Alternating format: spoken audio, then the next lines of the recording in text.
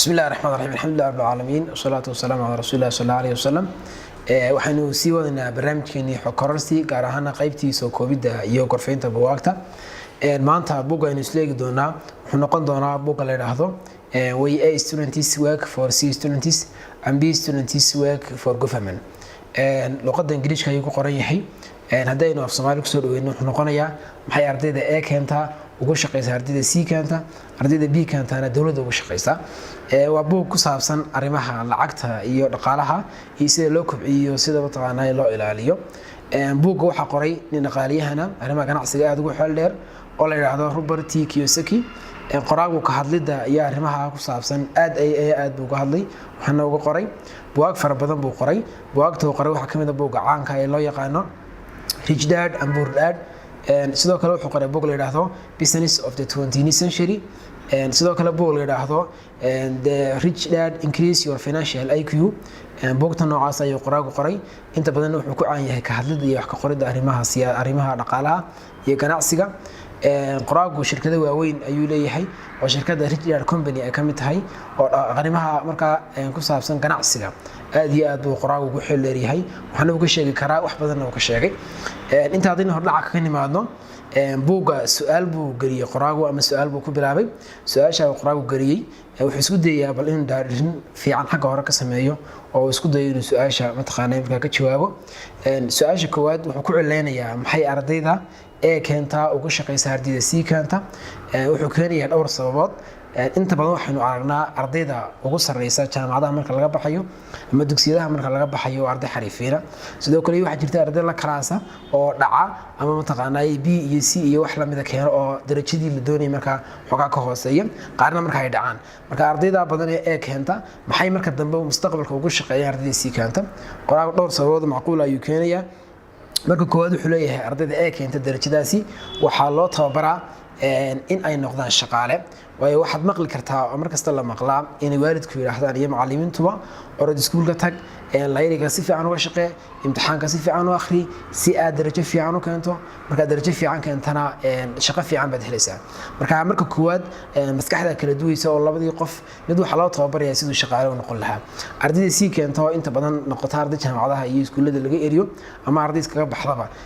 waxay maskaxdoodu ka abuuran qoraagu leeyahay inay noqdaan dad iyagu shaqo abuurto oo iyagu mataqaanay wax sameeysta deedna marka iyagu markay qalin jabiyaan in wax sameeysta marka isku day marka koowaad labada qof waxa kala duway labada grade kala haysta waxa weey waa mindsetkii ama qaab fikirkii ay u fikireen way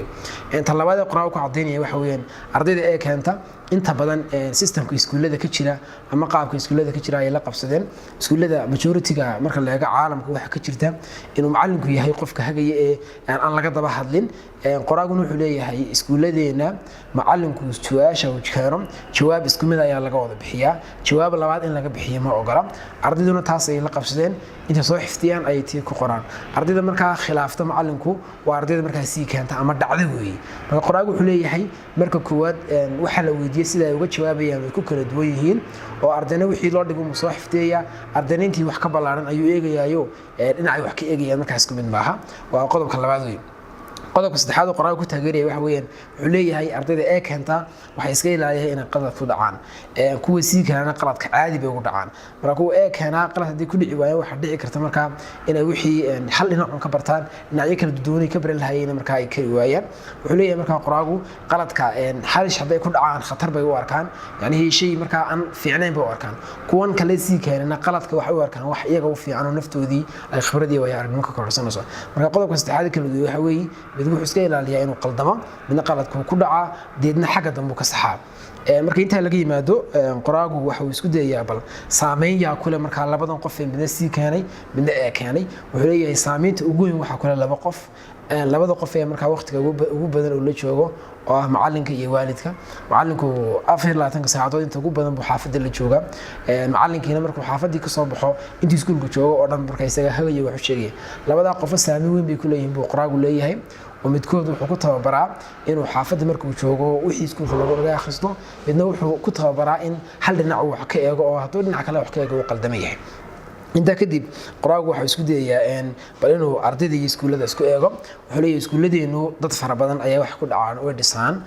dad fara badanna hal abuurkooda iyo waxa si fikirkooda ay dilaan dadka ay dhisaan waxa kamid ah dadka waxbarashada jecel inay dhinac wax ka bartaan doonaya dadka kale si kana ama dhacana yani waxay dishaa maskaxdooda iyo qaabka ay hayeen marka wuxuu leeyahay iskuulada wax fiican in si labadaaba loo dhexdhexaadiyo oo kii aan iskuulka waxa lagu dhagay jeclayn si wax uu jecel yahay u helo waa in iskuuladu marka qaabka wuxuu xayneen ay bedelaan inta kadib qoraagu waxa uu isku dayayaa bal inuu dayo waxa uu keenay ugu yeeray sheeko xariirinkaasi waxa ay yihiin hal tusaalaad ka soo qaadana wuxuu leeyahay waayii hore waxa la aaminsanaa haddana sii jirta in qofka la yiraahdo iskuulka tag darajo fiican keen darajo fiican markaad keento shaqo fiican ma helaysaa shaqo fiican haddii aad heshaa waxaad helaysaa mushahar fiican marka systemka ama qaabka noocaas ah qoraagu wuxuu bixiyay sheeko xariiro ama sheeko bareley wuxuu ka wadaa marka waxaan shaqaynayno adduunyada dambe aan la jaan qaadin in laga guurno qoraagu ku talanaya qoraagu wuxuu soo diinayaa guusha iyo waxbarashada wax xiriir ma ka dhaxeeya totally qoraagu wuxuu qabaa guusha iyo waxbarashada waxba kama dhaxeeyaan su'aalaha uu soo qaadanay waxa kamid ah 6 nin oo Mareykan madaxweyne ka noqday uu soo qaadanaya wuxuu qoraagu ku doodaya 6 nin midkoodna dugsi sare ma dhamaysan su'aalaha waxa kamid ah ninkii la oran jiray Harry Truman Abraham Lincoln George Washington 3 madaxweyne iyo 4 kaleba 7 nin oo Mareykan madaxweyne ka noqday qoraagu wuxuu leeyahay iskuulka ma soo bixin haddana guusha halka ugu sareysa ay gaareen marka qoraagu wuxuu leeyahay waxbarashada iyo guusha wax xiriir ka dhaxeeya ma jiraan qof guuleystay ayaa waxba baran karin qof wax bartayna guuleysta ma noqon karo marka wax xiriir qoraagu kama dhaxeeyo ayuu leeyahay in la isku xirana waa qalad arinta ku xigto qoraagu wax ka taabanay waxa weeyaan dugsiyadeenu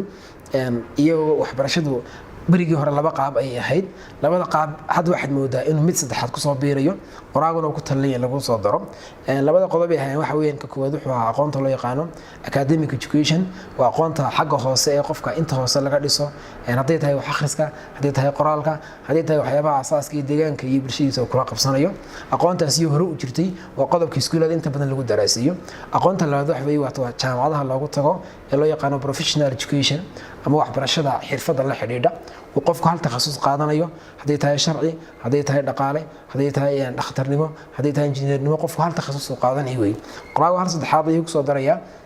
xuleeyahay waxbarashada la financial education ama lacagta iyo dhaqaalaha la xiriirida ee qofku shakhsiyadiisa ku dhasiyo dad bulshada iyo qoyskiisa ku dhisayo in lagu soo daro waa muhiim waana aqoon marka la xiriirida oo muhiim ay tahay in lagu bartana quraanku marka uu soo dadajinaya arinta uu quraanku ka hadlaya marka wax weeye quraanku halkan wuxuu isbarado ku sameeynaya maadaama hantidu uu galay laba qof oo marka uu leeyahay midna waa hantiile midna waa sabool su'aalaha wuxuu soo qaadanaya waxa uu leeyahay laba aabo ayuu qoraagu inta badan lahaa mid waa aabihiisii dhabtiya dhalay midna waa aabihiisa saaxiibkii oo markaa isagu uu aabo ugu yeero sababta ugu yeerna wuxuu ku sheegay markaa inuu wax baray muddadii iskuulka ku jiray ayuu iman jiray waqtiga uu iskuulka ka soo rooxo ayuu soo mari jiray aabihiisa ugu yeeray qaniga oo aabihiisa saaxiib ahaayeen aabihiisa dhabtay waa ka saboolka waqtigan ka imaaday iskuulka waan soo maraa buu saacad baan la soo joogaa waxa la soo ciyaari jiray game-ka loo yaqaano polygam marka waxoogaa la soo ciyaaro ayaan ku noqday xaafadii markaan xaafadii ku aabbahay igu oran jiray buuri aabba maxaad ku maqnayd xageed ku maqnayd markaasaan ku oran jiray buuri waxaan ku maqnaa game baan soo ciyaarayay game-ka noocaas markaas igu oran jiray buuri aabba waxa isku daayo casharada akhriso casharada haddaad akhri weydana imtixaanka dhici hadaa imtixaanka dhacdana shaqo fiican heli maysid shaqo fiican haddaad heli weydana lacag fiican heli maysid deedna aabbahay saas igu waanibay jiray buuri odaygan kale markaa rich dad ku magacaabina wuxuu igu waanin jiray inaan maskaxdayda furfuro inaan hal abuurka bedelo inaan wax cusub la yimaado ayuu igu waanin jiray marka qoraagu wuxuu isweydiinayaa laba aabo oo midna qani yahay midna faqiir yahay talada ay bixin karaan maxay tahay qoraagu marka wuxuu qabaa dhowr talo inay kala bixin karaan mid marka koowaad wuxuu ku dhiirigelinayaa inuu shaqaale noqdo midna wuxuu ku dhiirigelinayaa inuu noqdo qof hal abuur oo isagu wax la yimaado qoraagu marka wuxuu isku dayayaa bal labada qof inuu dhexdhexaadiyo wuxuu leeyahay labada qof ee midna qaniga noqday midna faqiirka noqday dhowr sabab iyagana kala duwan labada qof ee marka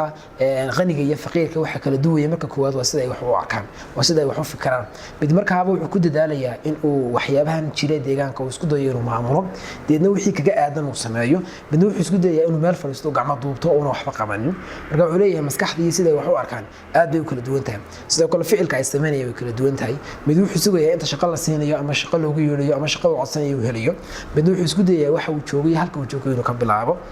sidoo kale waxa kala duwan yahay qoraagu leeyahay ereyada ay isticmaalayaan midkood waxa uu isticmaalayaa wuxuu leeyahay lacag ma haysto isna laygu talagalay weligiiba sidaan ahaanaya aabahay sidan uu ahaa waa ka faqiirka markaa wey ka qanigiina wuxuu adeegsanayaa lacag baan helaya lacag baan sameynaya waxbaan abuuranaya shaqo bilaabanaya anaa abuuranaya waan helaya milyaneer baan noqonaya marka waxa kala duwan waxa weeye ereyada ay isticmaalaan ficilka ay sameeyaan iyo sida ay wax u arkaan inta kadib qoraagu waxa uu isku dayaa bal aqoonta guud inuu ka warramo waxa uu leeyahay qofka shakhsiyan marka sida loo eego da'da iyadoo laga eegayo saddex qaab ayuu qofku maraa saddex qaab uu maraa waxay tahay da'du ku saleynaya qof markuu dhasho ilaa 12 sano uu gaadhayo marxalad buu maraa 12 sano ilaa 24 qofku xaalad kale oo tii ka duwan buu maraa 24 ilaa 36 qofku inta kalena xaalad gaar uu maraa qof markuu hal sano ilaa 12 waa inta uu korayo weey qofku wuxuu bartaa waxyaabo deegaanka ku saabsan iyo waxa ku hareeraysan iyo naftiisa ayuu wax ka bartaa markuu qofku gaaro 12 ilaa 24 inta u dhaxaysa oo waqtiga ugu fiican qofku mustaqbalkiisa ku dhisi karo deegaanka iyo meesha uu joogana si fiican ugu qabsan karo laakiin qoraagu wuxuu leeyahay muddadaasi dadka waxa ku badan dhalinyarada 15 ka bilow ilaa intii gaareen 24 madax adayga iyo sida wax loo sheego inayna qaadanin marka wuxuu leeyahay taana waxa ugu wacan iyagoo aan garanayn ficilka ay sameeyaan sababta ka dhalan karta da'da kale weegay waxa weyn 24 ilaa 36 oo waqtiga ugu fiican marka qofku xirfad iyo wax lamid ah uu baran karo mustaqbalkiisana aad u sii dhisi karo qoraagu markuu inta ka yimaado wuxuu isku dhigaya aqoonta guud iyo aqoonta dugsiyada lagu barto aqoonta guud wuxuu ku sheegayaa qoraagu waa aqoonta uu qofku ka barto deegaanka uu qofku meel u galo hal sano u dhigto ka baxo 6 bilood u dhigto uu ka baxo bilka u dhigto uu mid kala bilo marka aqoonta uu kolba meel ka baranayo ayuu si guud qoraagu u garanaya ee deegaanka iyo waxyaabo ku hareeraysan uu ka baranayo aqoonta uu ku sheegay gaar ahaaneed ama ta systematic ama nidaamka martana waa ta qofku iskuul bilaabayo secondary ku xijinayo jaamacad ku xigsiinayo master ilaa marka heer iyo soconaysa dhowr iyo 30 sano ama dhowr iyo 20 sano muddo badan markaas soconaysa marka wuxuu leeyahay qoraagu labada aqoonoodna farqi aad weyn baa u dhaxeeya labadu waa muhiim in la barto laakiin aqoonta sharci aqoonta la xiriirta hal takhasus gaar ah ama hal dhinac gaar ah oo hal nidaam qoraagu wuxuu leeyahay waxa ka anfac badan tan la xiriirta dhinacyo badan oo qofku waxyaabo badan la baranayo hadduu qofku hal takhasus barto waxa laga yaabaa kuwa kale inuu markaa wax badan ilaawo oo matqaanay seego oo qabsan kari waayo marka qoraagu wuxuu ku talinayaa aqoonta guud in la badiyo inta ka gadaal qoraagu waxa uu buuga kusoo gabagabayn doonaa wuxuu isku dhigayaa aqoontii aanu labada u kala qaadnay academic education iyo tii kale professional education dhinac isku raacinayo iyo aqoontii kale financial education labada aqooneed ee academic iyo professional dhinac bay isku raacinaya qoraagu aqoonta kale ee financial ka dhinac bay isku raacinaya marka wuxuu isku dayaa bal waxyaabaha la isticmaalo ee la adeegsado inuu isku dhigo qoraagu wuxuu leeyahay aqoonta academic iyo professional ka waxa la isticmaalaa iskuul gal shaqo raadi shaqo hel meel shaqo doono codsi qoro shaqo hel mushaar fiican qaado si wanaagsan u shaqee ereyada noocaas ayaa la adeegsadaa buu qoraagu leeyahay waxa kaloo kamid la adeegsadaa buu leeyahay qofka in la wadaadiin qaadanin guri dhiso waxyaabaha noocaas ayuu qofka qoraagu leeyahay waa waxyaabaha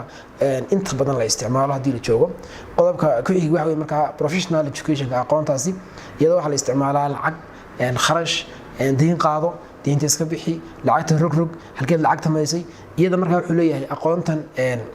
academic professionalka inta badan kuma jirto wax qofka mustaqbalkiisa aad u la xiriira laakiin waxa kula jirta wax qofka uu tababaraya inuu shaqaale noqdo tan kale waxa ku jirta wax qofka maalinle ula socda oo mustaqbalkiisa wax ku qabsan karo aad biiran kala duwan oo qoraagu soo koobaya gabagabada buugu intaas ayuu noogu dil yahay waa buug aad u weyn